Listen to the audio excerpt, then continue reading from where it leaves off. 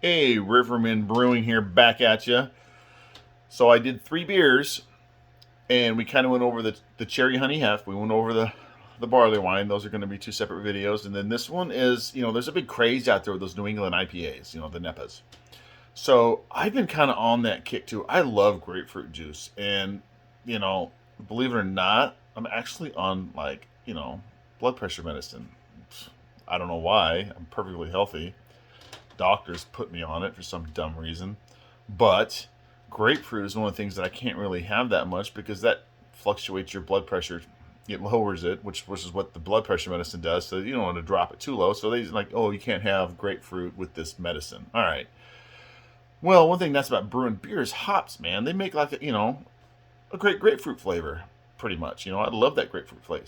So I've been all over these New England IPAs lately, and I've been doing these little hazies. And I did this hazy, but the one that I did before had a lot of grapefruit punch to it, a nice sweet grapefruit. I mean, it wasn't like that, you know.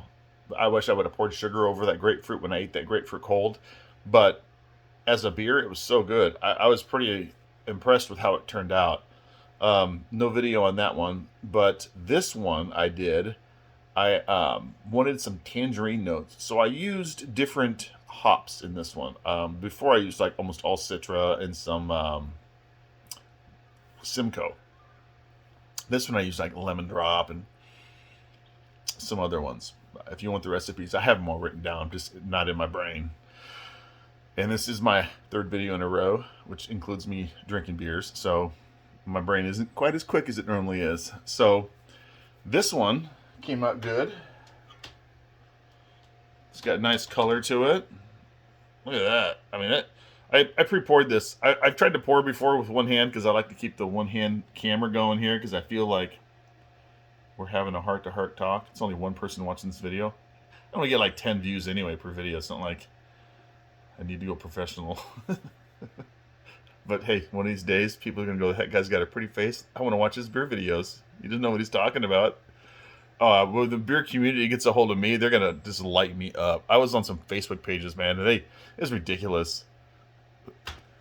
I love a lot of the beer community, but there's everybody in the beer community knows what I'm talking about.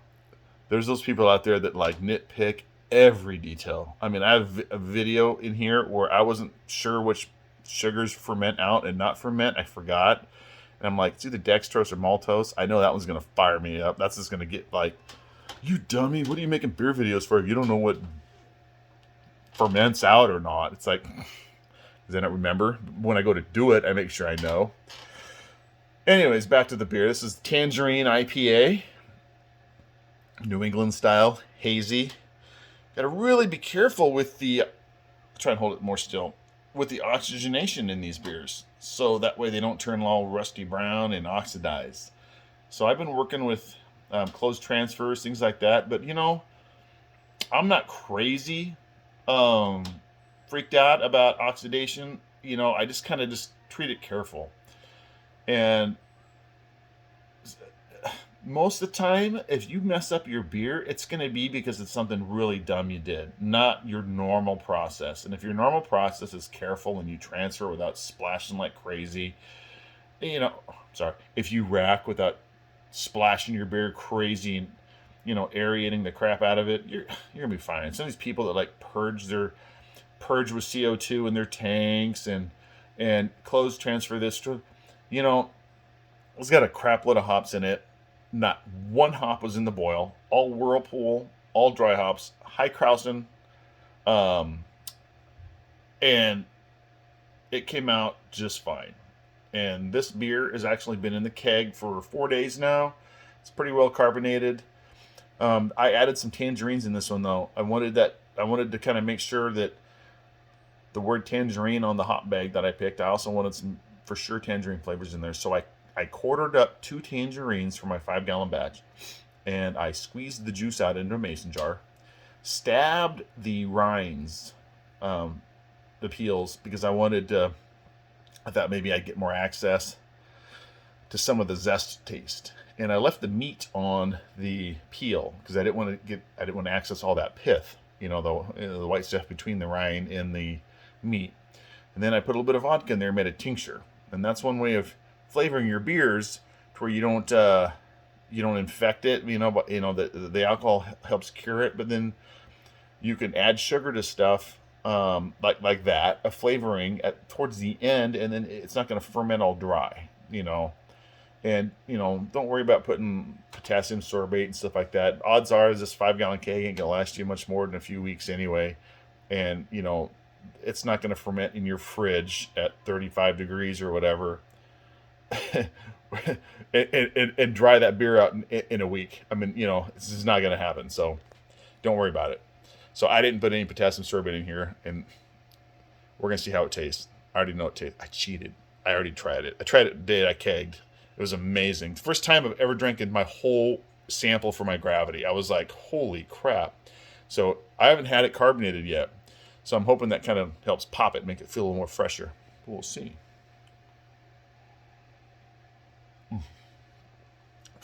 Sorry, big snafu. I didn't smell it first. I'll give you guys the smell profile, but holy moly. As always, it seems like every time I make a beer, it's the best beer ever. I'll call my buddy up and I'm like, hey, dude, I just kegged that freaking NEIPA with the tangerine. Oh, how'd it turn out? Pfft, probably my best beer ever. Then like 2 weeks later, I'll do another beer. Hey, I just kegged my raspberry hef. How'd it turn out? Pfft, even better than the last one. Part of it, it's like, I was drinking that beer for a month and it's a new flavor. So it's like, oh God, it's refreshing. This is actually ridiculous. This tangerine IPA is this one's insane. The ingredients that I used on this and the method of the hops, and I keep notes down pretty hard. So for you guys that I use, oh gosh, what is it, like Mr. Beer? I'd look it up. I'm on my phone. It's like Mr. Beer or Beer Doctor. It's a computer program to get your gravity points, and I'm running at 75% efficiency with my all grain. So it's not that bad, but it's not, hey, it's not 80%, but it's not 70%, 75%. And that gets me, I'm pretty much right on there. And so I'm pretty crazy with checking my gravity readings and the timing of my hops. And I keep a ton of notes to make sure, because when I make something really good like this one here, I want this to be the same again, as close as I can get it. And this is ridiculous. Pretty basic ingredients. They didn't do anything too crazy on it.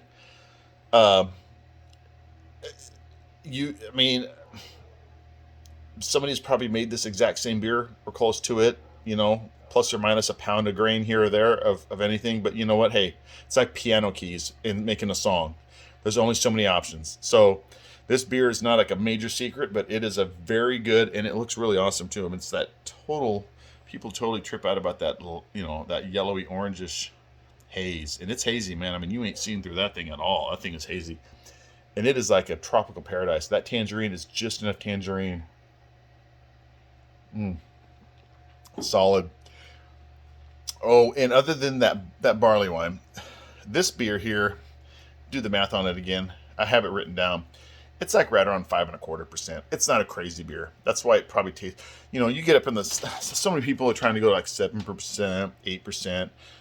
I want to be able to have like 3 or 4 beers and not be just trashed. I have 6 kids, so I have to kind of like, hey, time to tuck in the kids. Well, Dad can't tuck in tonight because he's trashed. So it's nice to be able to have like a beer or two with dinner, sit down, watch a movie, have a beer with some popcorn or something, and then still function somewhat. And then it's not like I'm drinking a cup of juice. It's still pretty good. Your Coors and whatnot, or MGD and stuff like that's around 4 or so. So at least this is above that. But you can always up it. You'll start with a little higher gravity. A lot of my friends that I give my recipes to, I just tell them, throw in some of this or add a little bit more of that, and throw another bag of extract in, get a higher gravity. They do you, man. That's what homebrewing is about. I do make beers though that are stout. I just made a cider that was 13% alcohol after I back sweetened it, and it is annihilating me. I've taken that keg to 2 big parties, and every single person was like, "Oh God, that cider killed me." That's right, because I made it like that. So, hey man, brew on. Everyone, enjoy your brew making. Anyone that wants any of my recipes, send me a message. Hit like. I do this because it's fun. I make videos. If I get a comment that's rude, it doesn't even matter. You know, it won't hurt my feelings. If you're looking at that gray hair that's sticking off my chin, I'll pluck it later. It's driving me nuts too. That one right there, that guy. I'm not going to pluck it on the air because you don't want to see a grown man cry. So brew on, have fun. Talk to you later. Bye.